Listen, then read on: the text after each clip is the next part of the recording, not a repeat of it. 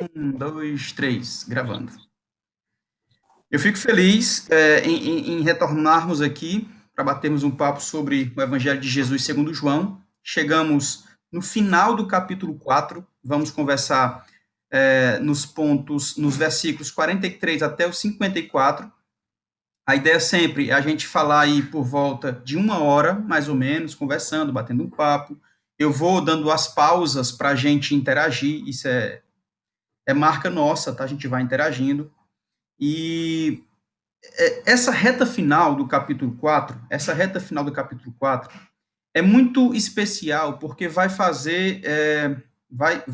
nos trazer à memória tudo que nós já vimos até aqui, em especial no próprio capítulo 4, quando Jesus bate um papo com a mulher samaritana, e também no capítulo 3, quando acontece toda aquela história entre Jesus e o Nicodemos, né? Só para a gente recapitular o que a gente já estudou, tá? Em João capítulo 1,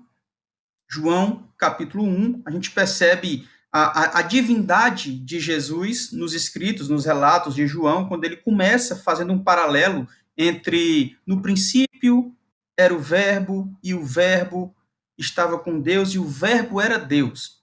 Esses três primeiros versículos de João estão totalmente ligados lá com Gênesis, capítulo 1, versículo 1. Depois você faz esse link, foi o que nós vimos lá no início, lá na nossa introdução desse evangelho. Gênesis 1:1 tem tudo a ver com João 1:1 também, tá? E aí no capítulo 1, João fala da divindade de Jesus e também traz a participação do João Batista, né? Batismo de Jesus, coisa e tal. No capítulo 2, a gente consegue perceber os primeiros discípulos de Jesus, ele batendo um papo lá com Natanael e tal. A gente percebe também no capítulo 2 o milagre em Caná, o casamento em Caná da Galileia. No capítulo 3, a gente vê o Nicodemos e, mais uma vez, João Batista entrando em cena, aquela crise entre os discípulos de João e os discípulos de Jesus. No capítulo 4, entra a história espetacular da mulher samaritana. E hoje a gente vai para a reta final aí desse capítulo 4. Foram, não sei agora ao certo, mas 4 ou 5 semanas em apenas um capítulo. Tamanho e profundo são os ensinamentos que a gente consegue extrair desse texto. Só para a gente ter uma noção, 4 ou 5 semanas somente em um capítulo fazendo esta exposição. Eu quero ler com você, e vou ler na NVI, os versículos 43 até 54, ok? Vamos lá. Evangelho de Jesus segundo João, capítulo 4, versos 43 a 54. Alguém quer falar alguma coisa? Ligar o microfone? Querem fazer alguma observação? Ok. Vamos lá. Se quiserem, pode chamar, a gente conclui o raciocínio e conversa. Mas lembrando que vamos ter espaços para a gente abrir essa interação também, tá certo? João capítulo 4, versos 43 em diante, diz assim: Depois daqueles 2 dias, ele partiu para a Galiléia. Jesus tinha afirmado que nenhum profeta tem honra em sua própria terra. Quando chegou a Galiléia, os galileus deram-lhe boas-vindas. Eles tinham visto tudo o que ele fizera em Jerusalém por ocasião da festa da Páscoa, pois também haviam estado lá. Mais uma vez, ele visitou Caná da Galiléia, onde tinha transformado água em vinho. E havia ali um oficial do rei cujo filho estava doente em Cafarnaum. Quando ele ouviu falar que Jesus tinha chegado a Galiléia, vindo da Judéia, procurou-o e suplicou-lhe que fosse curar seu filho, que estava à beira da morte. Disse-lhe Jesus: Se vocês virem sinais e maravilhas, nunca crerão. O oficial do rei disse: Senhor, vem antes que meu filho morra. Jesus respondeu: Pode ir. O seu filho continuará vivo. O homem confiou na palavra de Jesus e partiu. Estando ele ainda a caminho, seus servos vieram ao seu encontro com notícias de que o menino estava vivo. Quando perguntou a que horas o seu filho tinha melhorado, eles lhe disseram: A febre o deixou ontem, à 1 hora da tarde. Então o pai percebeu que aquela fora exatamente a hora em que Jesus dissera: o seu filho continuará vivo. Assim creram ele e todos os de sua casa. Esse foi o segundo sinal miraculoso de Jesus, realizado depois que veio da Judéia para a Galileia. Amém. Amém. Vamos lá. Já fizemos essa introdução dos capítulos que já estudamos, das passagens que nós já vimos. Agora a gente já entra no texto, de fato, né? O texto já começa falando o seguinte: passado aqueles 2 dias, que 2 dias? Vocês lembram do estudo passado? Quando ele estava lá com os samaritanos e os samaritanos pediram para que ele permanecesse e Jesus falou, o texto vai dizer que ele ficou por 2 dias. O texto vai dizer, passado aqueles 2 dias, deixa eu ler aqui os versículos 43 e 44, para a gente já começar de fato a nossa exposição. Dizendo assim, olha, depois daqueles 2 dias, ele partiu para a Galiléia. Jesus tinha afirmado que nenhum profeta tem honra em sua própria terra. É o seguinte, Jesus finaliza a sua viagem da Judéia para a Galiléia, e essa viagem foi mencionada onde? Quem lembra? Lá no versículo 3, capítulo 4, versículo 3. Olha como é importante você compreender todo o contexto. Versículo 3 do capítulo 4 vai dizer assim, ó: quando o Senhor ficou sabendo disso, ele saiu da Judéia e voltou mais uma vez para a Galileia. Você lembra da história? Que os discípulos de João estavam chateados, que os discípulos de Jesus estavam batizando mais do que eles. Aí o texto vai dizer, se bem que Jesus mesmo não batizava, mas os seus discípulos e tal. Aí ele percebe isso e sai, vai-se embora da Judéia, voltando para a Galileia. Essa viagem é concluída aqui no versículo 43. No versículo 43, ele fala: depois de 2 dias, ele partiu novamente para a Galileia. Só para a gente entender isso, tá? Os 2 dias são, como eu já falei, aqueles dias que ele precisou passar a pedido dos samaritanos lá em Sicá, de acordo com o versículo 40 do texto que nós estudamos na semana passada. Então é o seguinte: se por um lado a Judéia rejeitava Jesus, por outro lado, a Galileia dava-lhe as boas-vindas. Como assim, pastor? Eles receberam Jesus de muito bom grado, porque a sua fama tinha chegado a todo o território do norte antes que ele chegasse. Se fosse hoje era fácil, né? Rede social, Instagram, WhatsApp. Só que naquela época não. Para você ver como foi impressionante o que Jesus fez naquela época. Porque antes que ele chegasse até aquela localidade, a sua fama já era conhecida. E quem levou? Justamente os galileus que estiveram em Jerusalém na festa da Páscoa. Que festa é essa, pastor? João capítulo 2, versículo 13, nós já vimos isso, mas vale a pena a gente retornar para refrescar a nossa memória. João capítulo 2, versículo 13 diz assim, ó: quando já estava chegando a Páscoa judaica, Jesus subiu a Jerusalém. Nessa festa da Páscoa, que nós já explicamos o que é, você volta aí alguns vídeos, lá no YouTube tem as aulas todas, desde o primeiro dia, tá? Você assiste um pouquinho lá.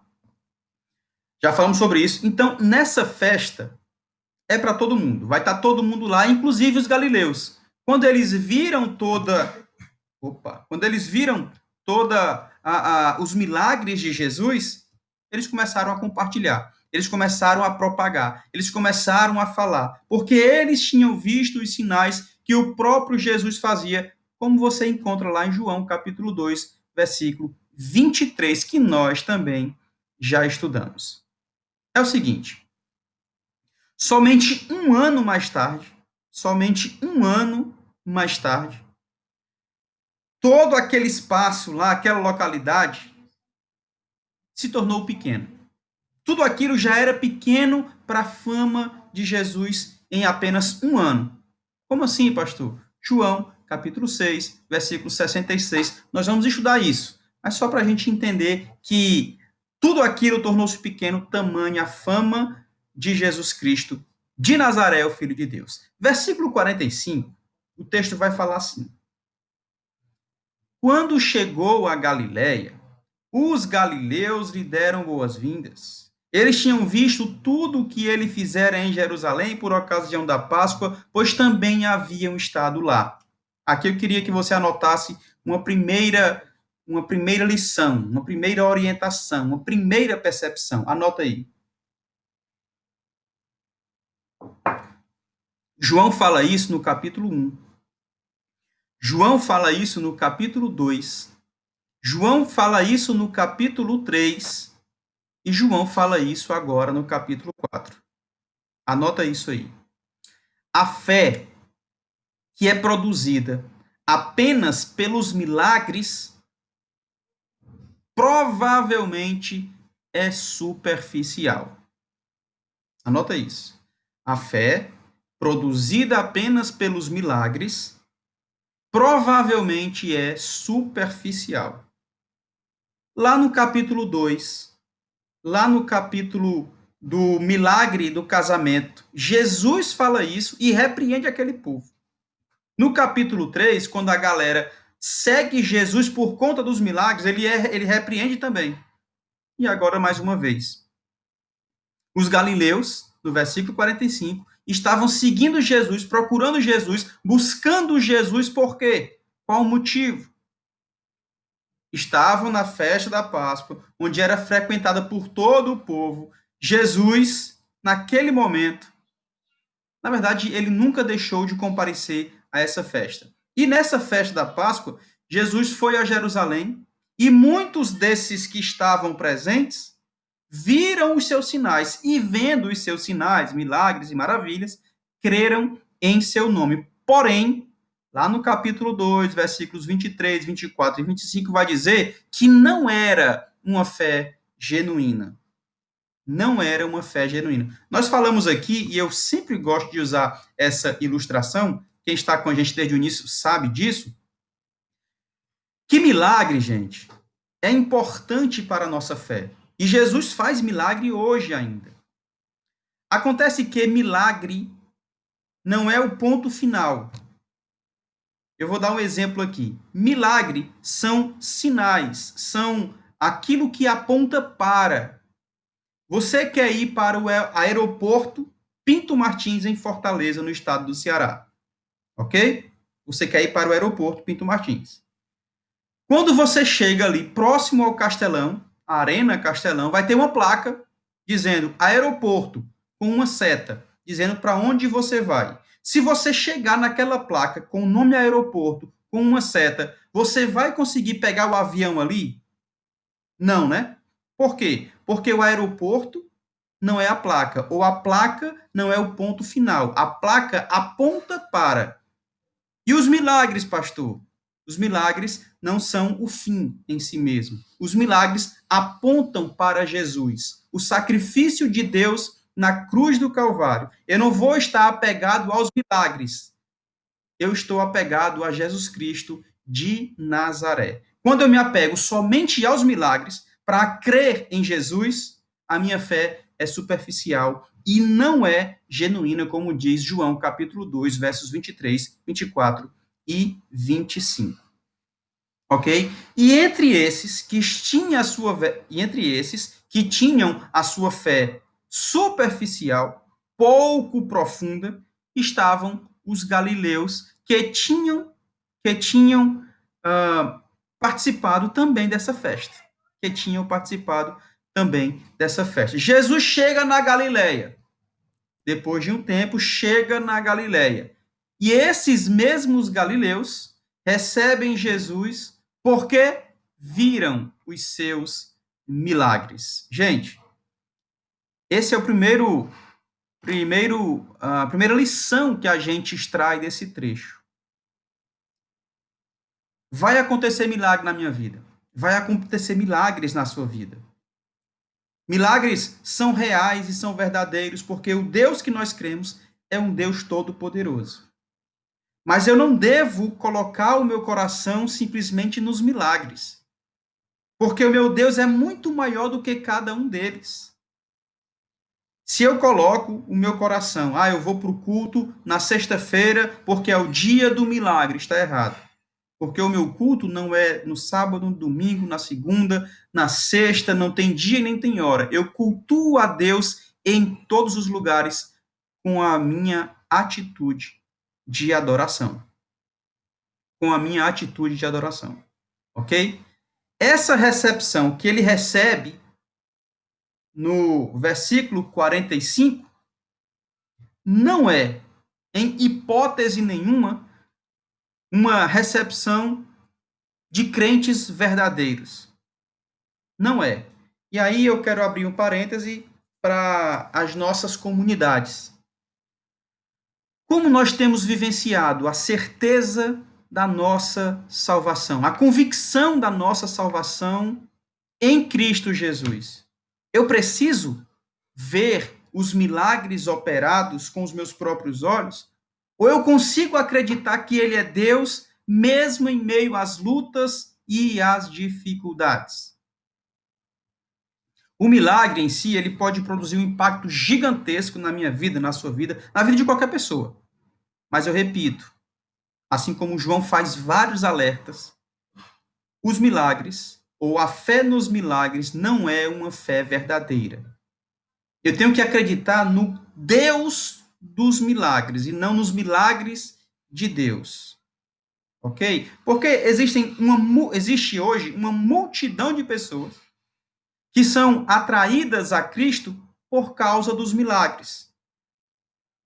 Venha para a igreja que o câncer vai embora. Venha para a igreja que o seu filho será liberto das drogas. Venha para a igreja que o seu marido volta para casa.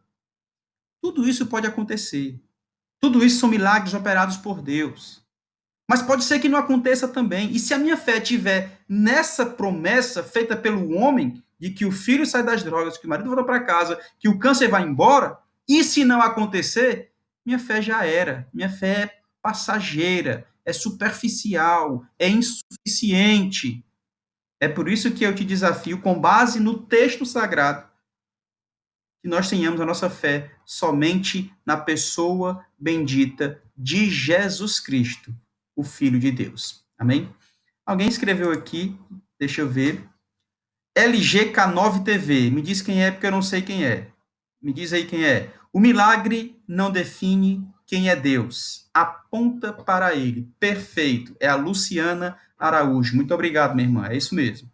Vamos lá, versículo 46 diz assim, ó. Mais uma vez ele visitou Caná da Galileia, onde tinha transformado água em vinho, e havia ali um oficial do rei cujo filho estava doente em Cafarnaum. Versículo 46. Aqui entra uma história, no mínimo, intrigante e interessante. Mas eu diria que é uma história triste e dramática, porém com um final extraordinário. As notícias dos milagres, dos sinais, das maravilhas que Jesus havia realizado em Jerusalém tinham sido espalhados por todos os lugares, em toda a Galileia. Para quem não sabe, Galileia não é uma cidade em si, é uma região, tá? Galileia é uma região onde tem algumas localidades, como Caná, como Nazaré, como Cafarnaum, enfim. E aí, toda a Galileia já havia conhecido os sinais e milagres de Jesus, porque se espalhou por conta dos peregrinos que retornavam da festa da Páscoa. Ao apresentar esse cenário todo, o João, ele faz menção, o autor, o escritor desse evangelho, ele faz menção do primeiro milagre de Jesus lá em Caná da Galileia, onde a água foi transformada em vinho. Aí eu acho interessante essa observação do João, porque assim, primeiro que João ele faz muito disso, e é interessante também que nada é por acaso, da maneira como ele escreve, né? João é espetacular, para mim é é o maior personagem, na minha opinião, depois de Jesus, do Novo Testamento, por conta dos seus escritos. Mas lá em João, capítulo 2, versículos 1 ao 11, que é o casamento em Caná da Galileia, onde Jesus transforma a água em vinho, eu consigo fazer uma comparação entre esses dois milagres. Como assim, pastor? O relato lá de João, capítulo 2, no casamento, está centrado na água que se torna em vinho, não é? Agora, aqui no versículo 49 do capítulo 4, 46, né, do capítulo 4, o quase morto, o filho do oficial, do rei, ele volta a viver. Ele está quase morto e tem uma volta às suas faculdades normais, mentais e físicas, tudo bem, tudo normal, tudo tranquilo. Esses dois acontecimentos passam de um momento de tristeza para um momento de alegria, não é não? No casamento acabou o vinho. Aí ele e todo mundo se entristeceu. O contexto dessa falta de vinho, nós falamos na aula 4, acho, na aula 5, vocês podem ver no canal no YouTube. A gente explica o porquê dessa tristeza quando falta o vinho, mas ele transforma água em vinho, trazendo alegria. Trazendo alegria. Nesse momento, o filho está enfermo, o filho está perto da morte, e aí Jesus confirma e garante a vida daquela criança, ou seja, da tristeza para a alegria. E dessa forma se torna os dois, né, se tornam a razão para o que os outros creiam. Lá no casamento, muitos creram em Jesus por conta desse milagre. Nesse momento, muitos creram em Jesus por causa desse milagre. Lá, os discípulos. Aqui, o oficial e toda a sua casa. E eu vou já chegar lá nesse versículo, quando ele tem uma lição extraordinária para a gente. Extraordinária. Eu chego já lá no versículo 53 para a gente conversar também um pouco sobre isso. Havia ali, diz o texto, o oficial de um rei. E o filho desse oficial estava enfermo lá em Cafarnaum. Versículo 43 vai dizer isso. A palavra traduzida, a, a palavra traduzida para oficial do rei, em outras versões, acho que na NVT fala governante, aliás, oficial do governo, mas no original, a tradução perfeita é um parente do rei, ou um parente da família real. Em outras palavras, ele fazia parte, ele era parente de Herodes. Ele era parente de Herodes. Também um oficial, mas pelo original, a gente entende que ele fazia parte da família do rei, da família real, e nesse caso era Herodes. Deixa eu abrir aqui um espaço rapidamente para a gente conversar. Você que tem alguma dúvida até aqui, quer fazer alguma pergunta, quer fazer algum comentário, acrescentar alguma coisa, pode ficar à vontade, pode abrir o microfone para a gente bater um papo aqui. O Paulo Mantin fala, tudo é e sempre será para a glória de Deus. Pura verdade, é isso mesmo.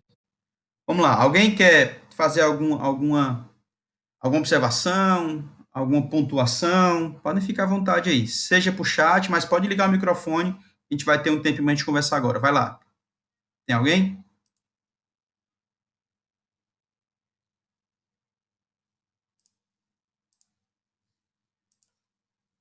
Ok, versículo 47, diz assim, ó.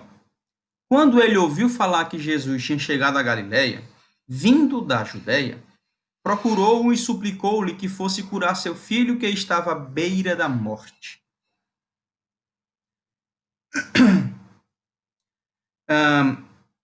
Os relatos, né, as narrativas dos milagres de Jesus em Jerusalém, tinham com toda certeza chegado em toda aquela região, como nós já falamos, né? E o primeiro milagre, lá em Caná, na Galileia, sem dúvida, era um assunto recorrente, corriqueiro, lá nas ruas de Cafarnaum. Sabe aqueles grupinhos que ficavam reunidos lá em Cafarnaum? Vamos para lá, para aquelas ruas, para aquelas ruelas, para aquelas praças de Cafarnaum, onde tem um grupo de pessoas conversando. Muito provavelmente alguém estava falando do milagre que Jesus realizara em Caná da Galileia. Sabe por quê? Porque a distância de Caná para Cafarnaum era de apenas 24 quilômetros. Somente isso. 24 quilômetros. Então, com certeza, essa fama já havia se espalhado. E, obviamente, o oficial do rei também já devia ter escutado falar sobre isso. Que Jesus vinha para a Judéia, aliás, vinha da Judéia para a Galiléia e foi ter com ele. Quando esse oficial chega até Jesus, é impressionante. Ele roga, é impressionante assim, né? Pela postura dele, pela posição dele. Mas era de se esperar pelo desespero, porque ele é pai também. Além de oficial, ele também era pai. Então, ele rogou a Jesus que descesse até Cafarnaum, porque para ir a Cafarnaum tem que descer pelo beiro do lago, né? Depois você pesquisa aí no mapa e tal, né? Quem tem mapa, Quem não tiver mapa, gente, tem tudo na internet, tá? Eu sempre gosto de ter mapas, mas na internet tem várias opções aí. Então, para ir para Cafarnaum, tem que descer. E ele implora, roga a Deus, a Jesus, para que ele descesse e curasse o seu filho, porque ele estava à beira da morte. Diz o versículo 47. O que acontece? Olha no versículo 47. À beira da morte e tal, né? O que acontece? Essa palavra, versículo 47, quando ouviu falar que Jesus tinha procurou, suplicou que fosse curar, que estava à beira da morte. Disse Jesus, se vocês não virem os sinais e maravilhas, nunca crerão. Nunca crerão. Versículo 48. A recente, 48 é essa? A recente experiência de Jesus, qual é a recente? Qual foi a experiência que Jesus teve recentemente? Que uma galera estava crendo nele, porque por conta dos sinais e maravilhas. Quando chega no 48, ele fala: peraí, se vocês não verem sinais e maravilhas, vocês nunca crerão. Essa experiência de Jesus, ainda lá em Jerusalém, no caso, ainda estava viva na sua mente, provavelmente. E é ali que muitos tinham dedicado a sua fé, tinha compartilhado a sua fé de forma superficial por conta dos milagres, porque só estava vendo os sinais, só estava preocupado com aquilo que ele podia fazer, com aquilo que ele estava conseguindo realizar em benefício desse pessoal. Como ele estava com aquilo em mente, aquela fé superficial, que a turma só estava preocupada com os sinais. Aí ele fala, cara, eu preciso fazer algo mais profundo, porque essa galera só está crendo se tiver sinais e maravilhas. Só está crendo se esse pessoal, se algo extraordinário acontecer. Eu preciso dizer o seguinte, nesse versículo 48, com certeza absoluta, Jesus não está repreendendo esse oficial. O que ele está dizendo aí é para aqueles que eles já tiveram uma experiência negativa de que estavam apegados a aquilo que não era o correto, aquilo que não era justo, aquilo que não era o positivo. O positivo. Essa resposta de Jesus, aparentemente recusando, na verdade, é testando a fé desse oficial. E aí eu queria que você escrevesse uma segunda verdade, uma segunda lição que nós conseguimos extrair desse texto. Jesus está dizendo o seguinte, olha, para mim e para você, né? Isso não é uma recusa, isso não é um dito não. uma negativa. Isso é apenas um teste de fé para este oficial. Muitas vezes, eu e você ouvimos um não de Deus, ouvimos uma negativa de Deus e queremos nos desesperar. Só que muitas vezes, essa negativa, esse não, essa aparente recusa, nada mais é do que Deus testando a nossa fé. Deuteronômio, capítulo 8, tem um texto que eu acho bem interessante, que vai falar o seguinte: Eu te fiz passar fome, eu te fiz passar sede, eu te fiz passar por todas estas dificuldades para que você saiba o que tem no seu coração. Em outras palavras, Deus está dizendo o seguinte: eu já conheço, porque eu esquadrinho o teu coração, mas você não percebeu ainda como você tem agido.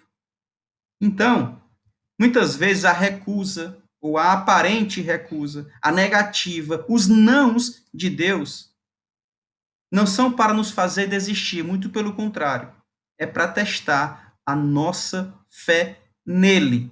Será que a minha fé é uma fé superficial, que só espera os milagres?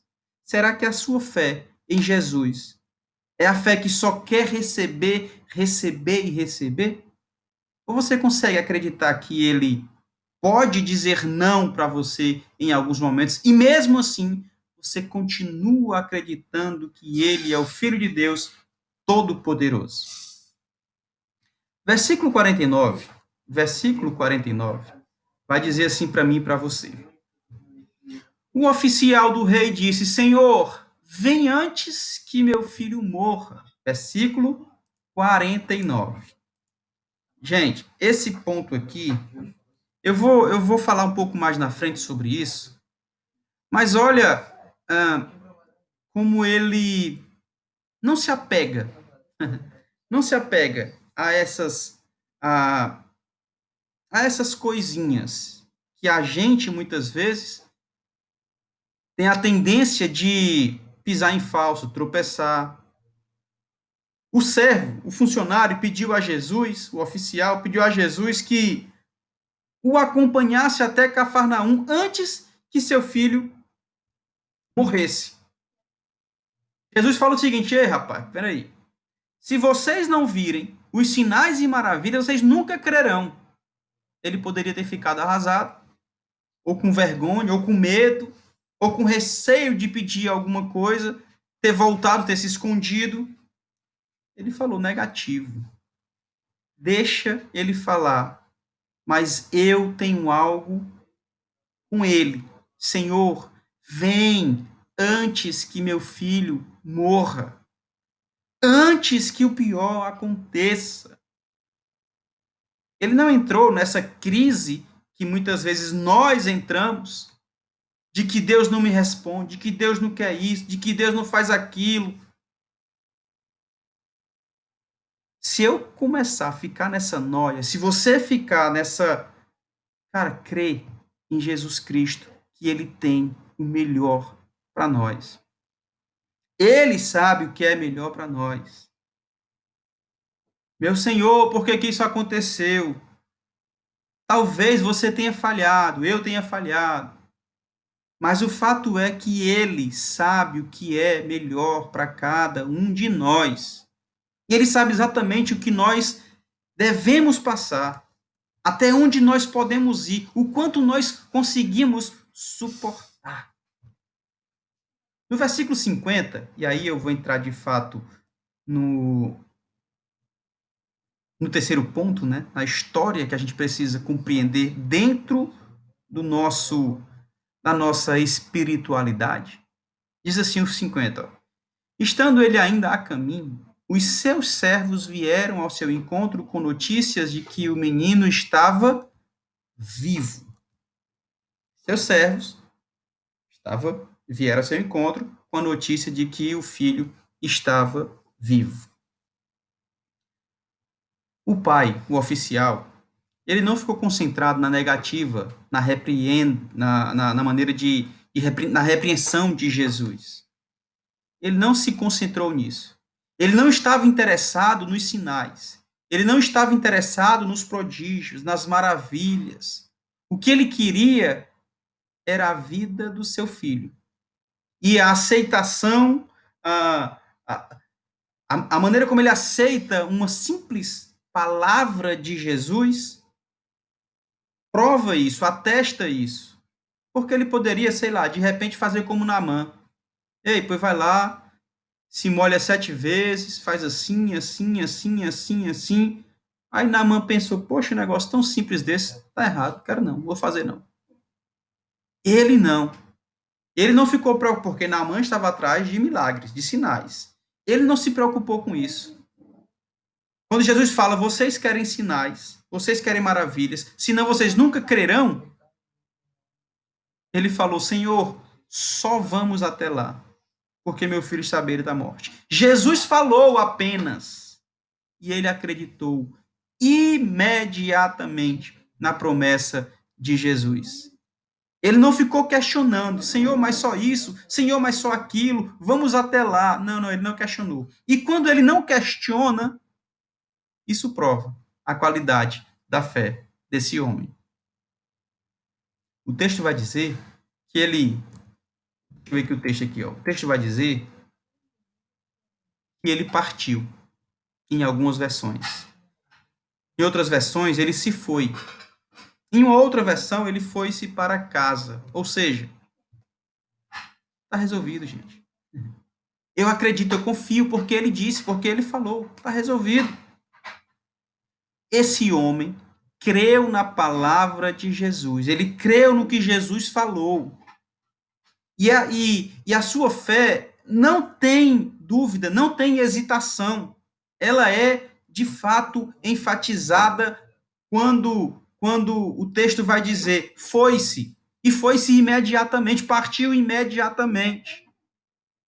No original, isso aqui pode ser traduzido como ele tomou o seu caminho. Ou seja, Jesus resolveu e agora eu vou seguir o meu caminho com a promessa dele na minha vida. Eu não sei como você tem vivido, como você tem estado esses dias e tal, mas se Deus te prometeu, mas se Deus falou algo ao teu coração, mas se Deus tem algo especial para você, cara, acredita e confia. Segue o teu caminho na certeza que ele é perfeito. Como diria o hino, né? Na certeza que ele não falha. Absolutamente nunca vai falhar. Versículo 51 vai dizer assim, ó. 51. Estando ele ainda a caminho, seus servos vieram ao seu encontro com a notícia de que seu filho estava vivo. Já falei que sempre é preciso descer para Cafarnaum, né? Sempre é preciso descer. E essa descida passa pela beira do lago, porque Cafarnaum fica abaixo do nível do mar. E aí as notícias alegres começam a acontecer, começam a aparecer. Seus servos trazem excelentes notícias. Qual foi? Seu filho vive. O seu filho está vivo. Cara, e essas palavras dos servos têm tanto valor porque confirma as palavras de Jesus. E confirma também que o oficial acreditou, creu naquela palavra, naquela promessa, naquela certeza de que Jesus havia transmitido. No versículo 52, ele vai dizer assim, ó: quando perguntou a que horas o seu filho tinha melhorado, eles lhe disseram. Eles lhe disseram. A cura desse jovem aconteceu de uma forma súbita, imediata, espontânea, na mesma hora. E foi, em algumas versões, a hora sétima, que corresponde, segundo a NVI, a mais ou menos 1 hora da tarde. A 1 hora da tarde. Algum comentarista vai dizer que como... e aí eu não defendo essa tese não, tá? Eu não defendo essa tese, mas eu vou citar aqui para vocês. Foi 1 hora da tarde, tá? E a 1 hora da tarde daria perfeitamente tempo dele ir para Cafarnaum para visitar o seu filho, coisa e tal. Só que o texto vai dizer que no outro dia é que ele tem essa resposta. Eu acho que ele já estava, o texto vai dizer no versículo 50, 51, que ele já estava indo para casa, partiu para a sua casa, seguindo o seu caminho. E no caminho encontrou-se com os seus servos. Ou seja, eu acredito que imediatamente ele foi para casa. Só que como era distante, somente no outro dia ele encontrou o seu servo. O fato é que esse homem tinha absoluta certeza da cura do seu filho.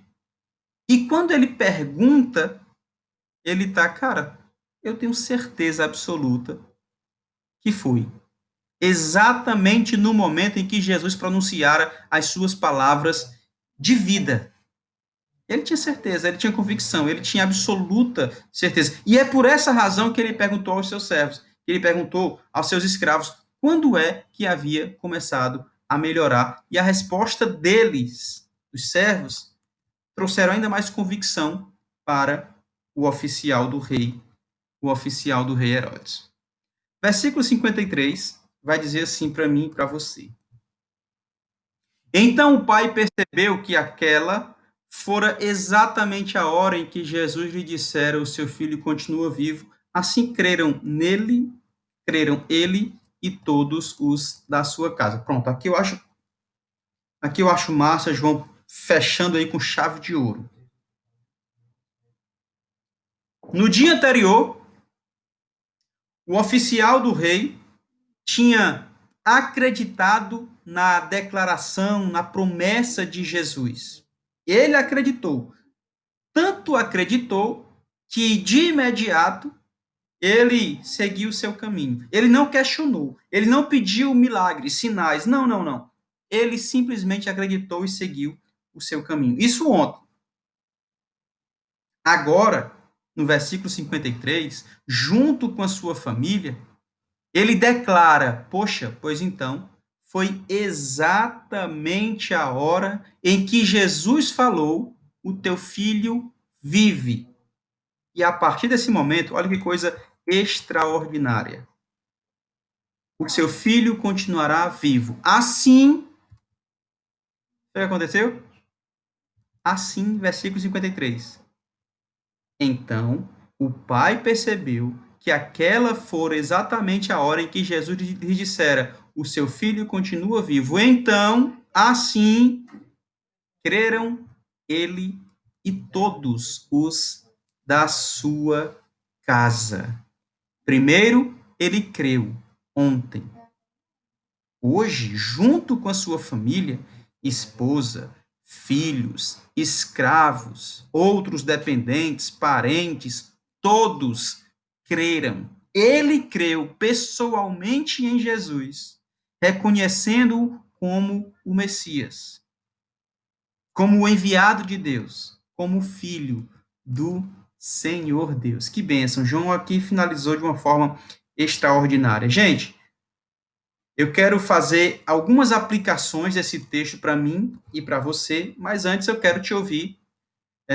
Quem tiver alguma dúvida, alguma pergunta, desliga o microfone, que a gente vai compartilhando aqui, ou então vai no chat e deixa alguma observação antes da gente entrar na nossa aplicação. Fala aí para a gente.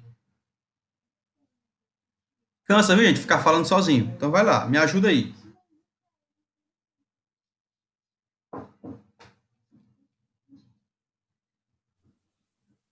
Paulo, Fala, Bel. rapaz, eu tinha até marcado aqui na minha Bíblia aqui, justamente essa dúvida que você explicou agora, porque no versículo anterior, vai dizer que ele creu. E aí lá na frente ele teve dúvidas, aparentemente. E aí faz essa pergunta, realmente eu tinha até marcado isso, né? E aí eu queria que você me ajudasse isso daí, talvez os irmãos que estão ouvindo aí, para dar mais capacitado que o outro. Caso esse milagre não tivesse se concretizado, será que esse oficial teria ainda continuado crendo em Jesus? Porque nesse caso, é muito comum uma confirmação do que ele creu quando ele estava antes com Jesus. E isso na nossa vida, como é que funcionaria? Quer dizer, a gente precisa ter uma confirmação para aquele Jesus, porque precisava que acontecesse naquele momento. Quer dizer, se esse menino tivesse só melhorado 2 dias depois, não fosse naquela hora exatamente que Jesus determinou a palavra. Então, assim, eu fiquei um pouco de dúvida em relação a esse texto. Parece um pouco de contradição, mas lógico, a Bíblia não se contradiz. A gente é Sim. que às vezes não consegue interpretá-la. Se você puder me Aham. ajudar, os irmãos que estão ouvindo. Beleza. Mais algum questionamento, gente? Se tiver mais algum, a gente já conversa aqui antes de entrar na aplicação. Vou responder, viu, aqui, ó. Só ver se tem mais alguém aí pra gente.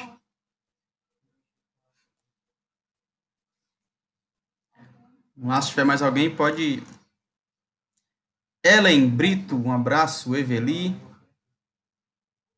Paulo Bantin, rapaz, olha só. Paulo Júnior e Paulo Bantin tá por aí. A Ruth tá 2 vezes aqui também. Ela e a trigêmea dela. Cara, seguinte. Eu penso que, como eu falei, os milagres apontam para. Os milagres nos ajudam a reconhecer, mas não são o suficiente. Ele creu. Ele creu no versículo 50 ou 51, não tenho certeza agora. Ele creu. Se por acaso, e aí essa hipótese não existe, né? Mas se por acaso não tivesse acontecido, eu digo que não existe porque foi o próprio Jesus que falou, mas se por acaso não tivesse acontecido, ele já tinha crido. Ele já acreditava, ele já confiava. Ele já confiava. Ele confiou não no milagre, não que o seu filho estava vivo. Ele confiou na palavra de Jesus. Ele creu na palavra. Ele não creu no filho. Tipo, mas e se o filho morreu, não sei o que e tal. Ele creu na palavra. Ele creu no Messias. Ele creu no Filho de Deus. E aí entra, Belchior, perfeitamente na nossa aplicação. Se tiver mais alguma dúvida, pode ir anotando. Mas olha como encaixa perfeitamente na nossa aplicação. Vou fazer 3 aplicações desse texto para a nossa vida. A primeira aplicação é que é necessário a gente separar, distinguir os curiosos dos necessitados. Quando Jesus faz, ou quando Deus cria algumas situações, ou permite algumas situações, parece-me que a ideia é afastar os curiosos dos necessitados. Tinha muita gente ali atrás de Jesus só por curiosidade. Mas eu quero isso, quero aquilo, tá? Mas não necessitava. Não necessitava. Esse homem necessitava. Lembra da mulher samaritana no capítulo 4 ainda, que nós conversamos, que ela achava que precisava de algumas coisas, inclusive uma água. Só que Jesus desnuda a sua alma. Lembra das perguntinhas, da estratégia do Cristo que a gente também tem que usar na nossa vida? Ele revela para aquela mulher quem ela é, o que ela está precisando. Porque é muito fácil você achar que precisa de um medicamento X, aliás, medicamento X, só que você precisa do Y. E ninguém te disse isso.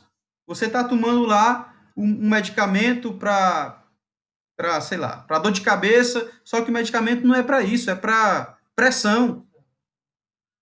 Alguém tem que te dizer. E quem disse para aquela mulher samaritana foi o próprio mestre. Ele separou os curiosos dos necessitados. E como é que ele faz isso? Revelando a necessidade de quem de fato necessita. Aquela mulher precisava da água da vida. Ela não precisava da água física, material, porque ela ia voltar a ter sede. A água da vida, jamais ela teria sede. Da mesma forma foi esse homem.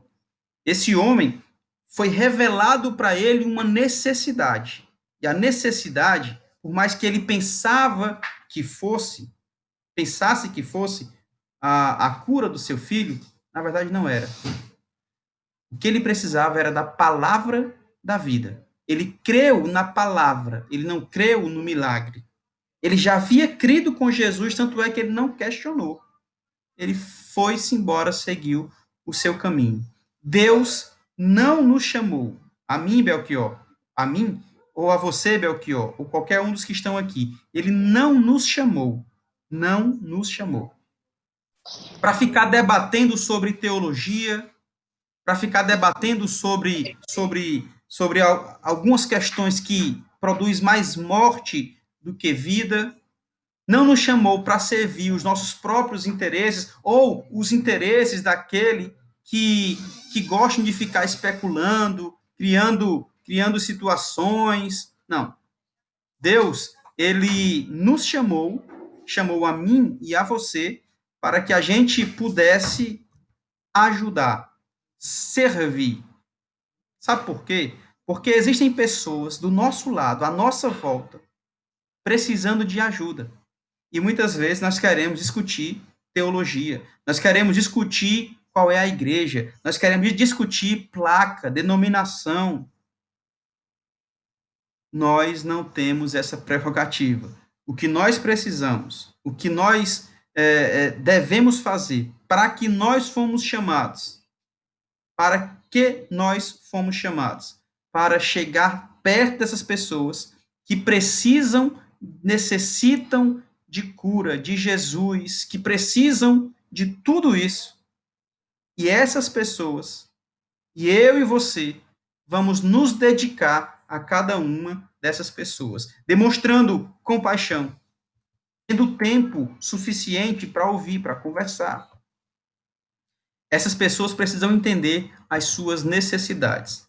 Porque quando a gente vai começar a falar da minha igreja, da minha teologia, dos teólogos A, B ou C, isso mais afasta do que aproxima. Então, que nós possamos nos alimentar constantemente e oferecer o pão, a água e a palavra da vida. Essa é a primeira aplicação. Eu tenho que distinguir os curiosos dos necessitados. Segunda aplicação é que a posição social ou a faixa etária não é segurança contra a tragédia da vida. Não é. Vocês se lembram que esse camarada, ele era rico, parente do rei, oficial do rei, e ele tem aflições. E essas aflições que ele tem são parecidas, são próximas a quem é pobre. A quem não tem posição nenhuma. A morte vem para todo mundo. A morte não escolhe os de posição social elevada ou baixa. Eu sei que o dinheiro pode te ajudar a pagar um bom plano de saúde, mas, cara, não compra a saúde. Eu sei que o dinheiro pode comprar uma mansão gigante, mas não pode comprar um lar. Não pode comprar um lar. Esse homem era oficial do rei, vivia no palácio, na corte, tinha dinheiro, tinha prestígio, tinha fama, mas nada disso conseguiu afastar a doença, a aflição, o desespero da sua casa. Nada disso foi suficiente. E por fim, eu vou finalizar esta nossa mensagem, esse nosso estudo, com a terceira aplicação com base nesse texto. É que, e aí eu queria muito a sua atenção nesse ponto, tá? Porque talvez você, eu, talvez estejamos passando por momentos desse tipo. Terceira aplicação é que muitas vezes Deus usa as aflições da vida, no caso desse oficial, como enfermidade. No caso da mulher samaritana, o preconceito. No caso da mulher samaritana, a separação. Um acidente traumático, um acidente trágico. sabe? Um relacionamento amargo, amargurado, um luto que dói pra caramba. Às vezes, Deus utiliza essas situações para nos despertar, para despertar o meu coração, para despertar a minha fé, para despertar quem eu sou de fato e o que eu preciso realmente. Porque às vezes eu fico achando que a minha capacidade intelectual é o suficiente. E aí eu conquisto várias coisas. Às vezes eu acho que o meu dinheiro é o suficiente. E aí eu quero me segurar no meu recurso, na minha conta bancária. Às vezes eu acho que a minha beleza, minha capacidade de sedução, sei lá, tudo isso é o suficiente. Aí Deus utiliza algumas ferramentas, muitas vezes trágicas, dolorosas, sofridas, para despertar o meu coração e revelar quem de fato eu sou, para fortalecer de repente a minha fé. Foi o que ele fez com esse oficial. O filho poderia estar morto na sua casa, mas ele já havia entendido a sua necessidade de Jesus. Foi assim que ele realizou na vida desse homem, oficial do rei. Foi assim que ele realizou na vida do Nicodemos, no capítulo 3 que nós estudamos. Ele tinha uma alta posição social. Tanto Nicodemos quanto este homem tinham prestígios políticos, tinham dinheiro, tinha fama, gente. Só que a doença entrou na sua casa, sabe? A dificuldade, a aflição entrou na sua vida. As dificuldades, as lutas, sei lá, ele já estava vendo ali o caixão, opa, a lápide, ele já estava vendo tudo ali. Ele já estava vendo tudo. Estava só esperando a morte levar o seu filho, porque nenhum dos seus recursos poderiam lhe socorrer. Somente Jesus Cristo. Somente Jesus Cristo. Abraão poderia ter sacrificado seu filho.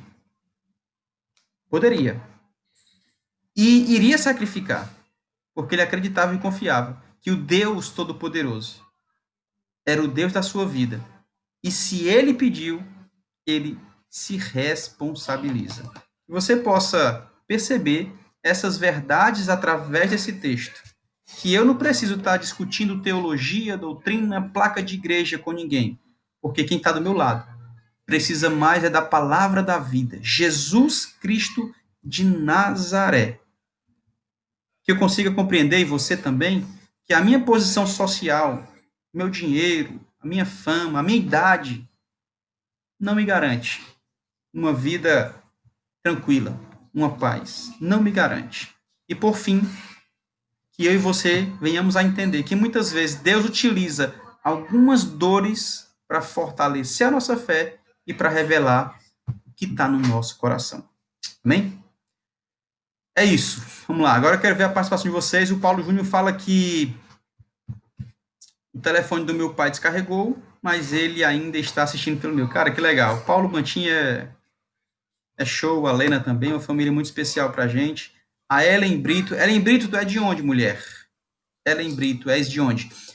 Vamos lá, pessoal. Finalizei aqui a minha participação. Agora eu quero ouvir vocês aí. Eu quero que vocês participem comigo com os seus comentários. O que, que você percebeu? O que, que você entendeu? O que, que você não entendeu? Como fez o Belchior aí, tirando uma dúvida, né? Perguntando. Quer dizer, não sei se tirou a dúvida, né? Se quiser participar de novo, Belchior, se não conseguir ser claro, né? Aí eu te peço perdão e vamos morar junto. Que é isso. Eu consegui compreender bem, principalmente esse entendimento que o senhor trouxe. O que ele precisava não era da cura, mas o que ele precisava era ouvir a palavra de Deus. Né? A cura acabou sendo uma consequência. Perfeito. A consequência da palavra, né? Sem dúvida. Só que é meio triste, porque parece que só eu tive dúvida, né? Só eu que pedi. Pois não é, rapaz. A Ellen lá do Bom Jardim, rapaz, olha só. Uma bênção, a turma lá do BJ. Vamos lá, pessoal. Quem mais? Mais dúvidas aí? Nós temos. São 8 horas, como eu havia comprometido, tá? 8 horas finalizei, uma horinha de estudo. Agora a gente fica mais uns 10 ou 15 minutos batendo um papo, trocando ideias e tirando dúvidas aqui. Vamos lá, quem mais? Quem mais? Quem mais? Quem mais? Gelson não veio não, né, hoje? Fala, Cícero Gelson.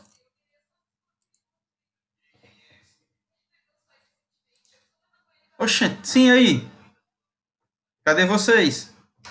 Olha quem tá aí, a Fabiana chegou, Fabiana apareceu. Fabiana, cadê o Rogério, Fabiana? Tá em Itarema. Aí, Itarema. Itarema é bom para camarão, é? Lagosta, o que é? Tá indo trabalhar, mas ele trouxe. Eu tô aqui cheio de camarão. Olha aí, tá vendo? Como é que está a sua sogra? Tá bem, tá melhor, graças a Deus. Eu fui deixar ela lá em São Paulo, né? Ela tá melhor lá Pois é, eu vi com as lá. filhas dela. Passar um tempinho lá, que não tava muito bom pra ela, Entendi, né? entendi. Aí, Tá bom. Quando ele chegar, me avisa ela que eu não vou vai comer camarão aí. Tá certo. E aí, gente, o que mais? O oficial do rei, o filho deste oficial.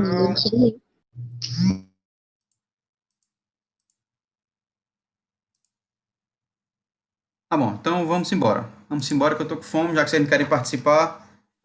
Vamos orar. Vamos orar. Seguinte, amanhã, 11 horas, lá no Instagram. 11 horas da manhã no Instagram. Quarta-feira, 11 horas no YouTube. Quinta-feira. Quinta-feira. Quinta-feira tem o quê mesmo? No Instagram também, né? No Instagram, acho que é. 11 horas no Instagram. Segunda, quarta e sexta, Cícero Guelso com Devocional EBM. Semana que vem a gente começa a nossa leitura compartilhada. Paulo Bantim, me diz aí, teu livro chegou, macho? Teu livro chegou, Paulo? Paulo... Não, pastor, eles falaram que era para hoje, botaram na mensagem que é para amanhã, né? Eu estou rastreando, mas não estou conseguindo visualizar ele ainda não. Tá bom. Então pronto, semana que vem a gente começa a leitura desse livro, tá? Se o livro do Paulo chegar ou não, a gente vai ter que começar. Ele vai acompanhando no PDF enquanto não chega o dele. E junto com ele vem de outros irmãos também, né, Paulo? Exato, foram pedido 4, certo? Meu, mas 2 irmãos, se eu não me engano, tinham sobrando. Tem que só confirmar se estão sobrando realmente. Ah, tá. A Luciana tava até interessada nesse livro aí, né? A gente até havia conversado aqui na outra live. Nesse que tá sobrando, se realmente tiver sobrando aí. Exato. A gente vai começar. Gente, olha, nós temos um grupo no WhatsApp, tá? Da leitura compartilhada. Temos ali umas 30 pessoas, mais ou menos. Só que eu tô levando esse grupo para o Telegram, certo? Então, as sacadas vão ser no Telegram. Se você ainda não está no grupo do Telegram da leitura compartilhada, vai lá, me pede o link que eu vou compartilhar com vocês. Nós vamos fazer o seguinte, eu acho que eu já disse isso, são 30 dias lendo esse livro, tá? Mais que um carpinteiro. 30 dias lendo esse livro. E a cada 15 dias, talvez a gente vai fazer uma reunião como essa. Quer dizer, como essa não, porque lá vocês vão falar mais do que eu. A gente vai compartilhar o que a gente entende desse livro. Gente, é um livro divisor de águas. Eu já falei isso. Olha só quem comenta esse livro, cara. A Eneida falou sobre isso também. Augustus Nicodemos, Ezequias Soares, Armando Bispo, Hernandes Dias Lopes, Judith Kemp, só gente fera. É um livro divisor de águas. Então, vamos ler juntos, todos os dias. A gente lê um trecho, a gente vai compartilhando isso com vocês, 2, 3, 4 páginas. Eu levo uma perspectiva, uma percepção do que eu li e vocês também. Eu costumo fazer em vídeos, tá? Mas vocês também fazem texto, áudio, vídeo, do jeito que você quiser. E uma vez a cada 15 dias, vamos nos reunir para conversar sobre esse livro. Agora, deixa eu dizer uma coisa para você. Eu tenho certeza que esse livro vai mudar a sua vida, vai mudar a maneira de você ver o evangelho. Pastor, então, é o melhor livro do mundo.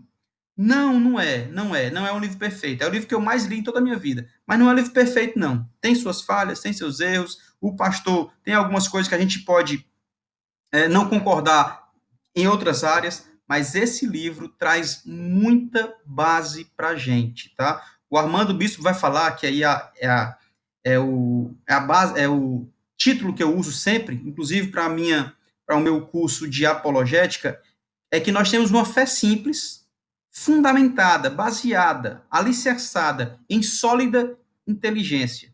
Cara, ele vai trazer muita ideia para você. Se realmente Jesus é o Filho de Deus ou não. Se realmente ele ressuscitou ou não.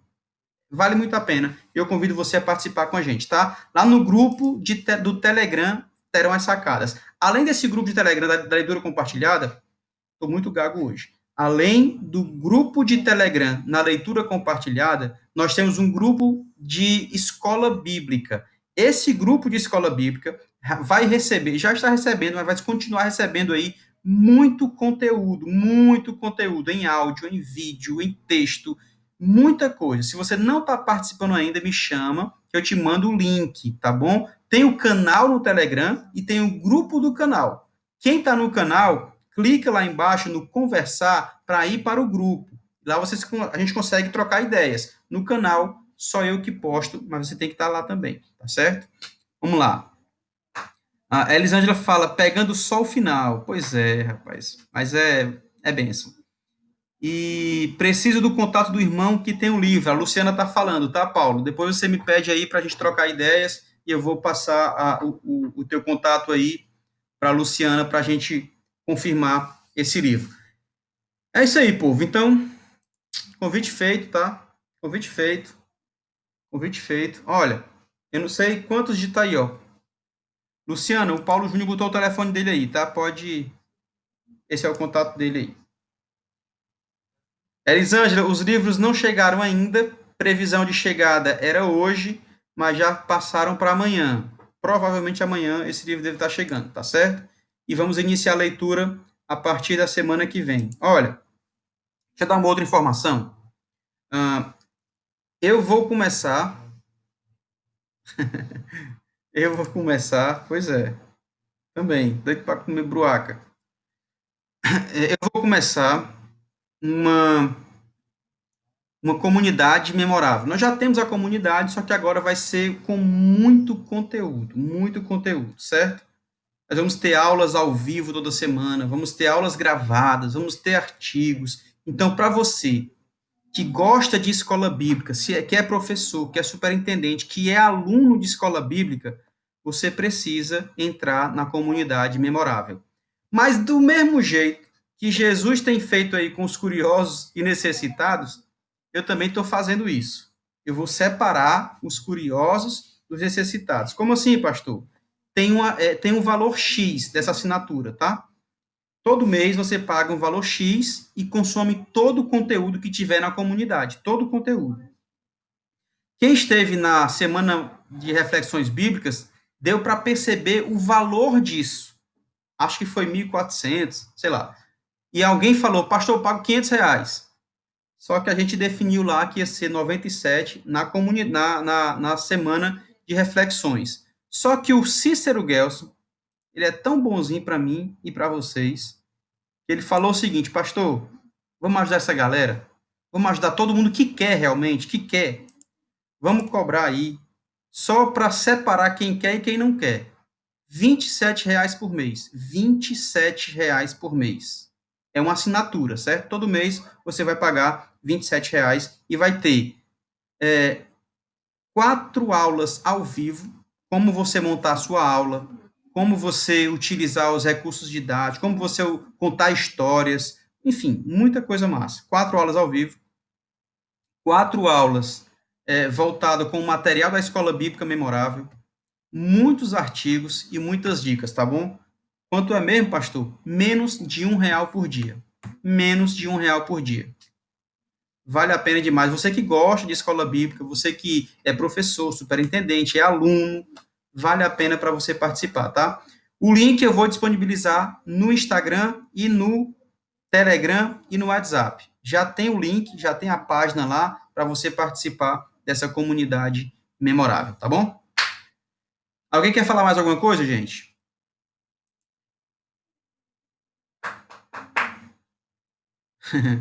O Paulo Júnior está perguntando se você vai levar essa bruaca aí, Elisângela.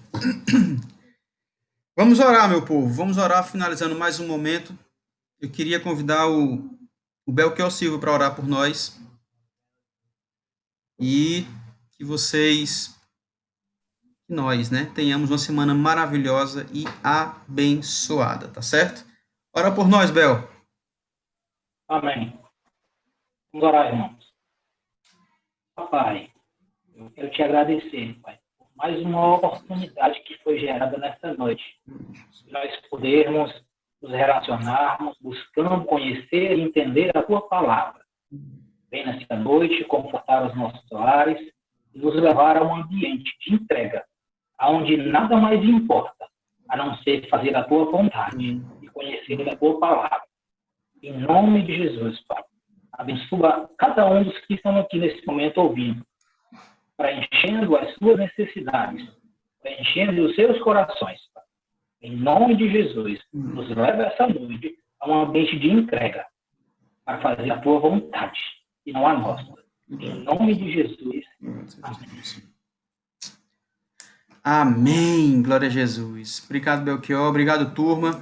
Cícero Gelson, Elisângela, Ellen Brito, Eveli, Fabiana, a Luciana, Ruth e Adriele. Gente, muito obrigado de verdade, de coração. Fico muito feliz por mais uma vez estarmos aqui aprendendo, né? Aprendendo do Senhor Jesus, aprendendo do Evangelho. E a gente continua no Evangelho de Jesus segundo João, na próxima segunda-feira, se Deus quiser, entrando no capítulo 5. Faz o seguinte, lê durante toda essa semana o capítulo 5 de João, lê até onde você aguentar, depois relê, todos os dias você lê algum trecho do capítulo 5 de João. E outra coisa, convida alguém. Hoje nós somos em 10 pessoas, tivemos até 12 pessoas. Convida alguém. Cada um trazendo uma pessoa aqui, é show. A gente ter 20, 30 pessoas aprendendo mais do Evangelho é ainda melhor, tá bom? Valeu, gente. Forte abraço. Fiquem na paz de Cristo e sejam memoráveis sempre. Tchau.